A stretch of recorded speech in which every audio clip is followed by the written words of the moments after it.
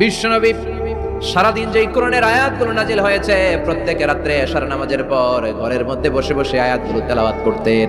আর মক্কার আবু জাহেল, উতবা, শাইবা, ওয়ালিদ ইবনে মুগীরা সবাই লুকিয়ে লুকিয়ে তেলাওয়াত শোনার জন্য বাড়ির চিপায় চলে আসতো।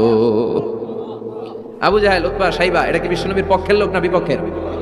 বিপক্ষের লোক হয়েও নবীর কণ্ঠের তেলাওয়াত শোনার জন্য পাগল। আবু জাহেল ছিল মক্কা শহরের প্রেসিডেন্ট। সে ঘোষণা দিয়ে দিত, কেউ মুহাম্মাদের কণ্ঠের তেলাওয়াত শুনবা না, শুনতে যেতে পারবা না।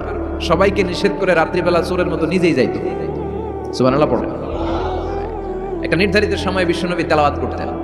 আর ওই তেলাওয়াতের সময় আবু জাহেল, উতবা, শাইবা, ওয়ালিদ ইবনে মুগীরা সবাই লুকিয়ে লুকিয়ে বিশ্বনবীর ঘরের চারদিকে কান পেতে মধুর কণ্ঠের তেলাওয়াত শুনতো। ফ্রি আরামসে শুনতো এই তেলাওয়াত। বিশ্বনবীর তেলাওয়াত যখন শেষ হয়ে যেত, এরা ভাগলপুর দিত দৌড়। ফিরে যাওয়ার রাস্তা থাকতো একটা, কয়টা? দেখা হয়ে যেত। একজন আরেকজনকে দোষারোপ করতো। আবু জাহেল বলতো, কিরে তোরা আসলি কেন? ওরা বলে, তুই এলি কেন? দিনের বেলা ভাষণ দেশ মুহাম্মদের বিরুদ্ধে, রাত্রে বেলা চোরের মতো তুই আসিস কেন? একে অপরকে দোষারোপ করে। আবু জাহেল বলে, ঠিক আছে, কাল থেকে আমিও আসবো না, তোরাও আসবি না।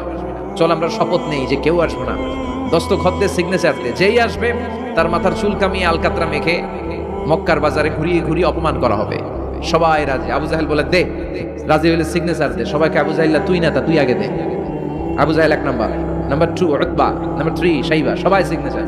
কালকে কেউ যাবে না, কেউ যাবে না। দিন গড়িয়ে রাত আসে। বিশ্বনবীর যখন তেলাওয়াত করার টাইম, ওই টাইমে আবু জাহেলের তেলাওয়াত শোনার প্যারা উঠছে। যারা সিরিয়াল দেখে, সিরিয়াল দেখার প্যারা আছে না একটা? 9টায় সিরিয়াল শুরু হবে, 8:30 থেকে প্যারা ওঠে। কথা কন, আমার সিরিয়াল শেষ হয়ে গেল, সব কাজ বাদ দে, তাড়াতাড়ি টিভির সামনে বস। আছে না নাই? আবু জাহেলেরও প্যারা উঠছে, তেলাওয়াত শোনার প্যারা। টসিং এন্ড টার্নিং, বিছানায় এপাশ ওপাশ করে আর মনে মনে ভাবে, হায় রে, আর তো সময় নাই, এই তো শুরু হয়ে যাবে একটু পরে মুহাম্মাদের তেলাওয়াত। না গেলে তো বড্ড মিস হয়ে যাবে। যাই আজকে যেরকম দস্তখত নিছি আর ধমক দিছি, কেউ যাবে না, আমি নিশ্চিত কেউ যাবে না, আমি একটু যাই। উতবা, শাইবা, ওয়ালিদ ইবনে মুগীরা প্রত্যেকেই প্রত্যেকের ঘর থেকে এই একই কথা ভাবছে যে আজকে তো যেই থ্রেড দিছে আবু জাহিল্লা, আজকে কেউ যাবে না, আমি একটু যাই। সুবহানাল্লাহ পড়েন। আজকেও সবগুলো যে হাজির। বিশ্বনবী মন্ত্রমুগ্ধ করা সুরের ঝংকার তুলে তেলাওয়াত করছেন, আর সবগুলো মন্ত্রে মুগ্ধের মতো তেলাওয়াত শুনছে। বিশ্বনবীর তেলাওয়াত শেষ, সব দিছে দৌড়। ফিরে যাওয়ার রাস্তা কয়টা? আজকেও দেখা। আবু জাহিল্লা কয়, কিরে তোরা আইলি কেন? সবাইকে আবু জাহিল্লা, তুই আইলি কেন?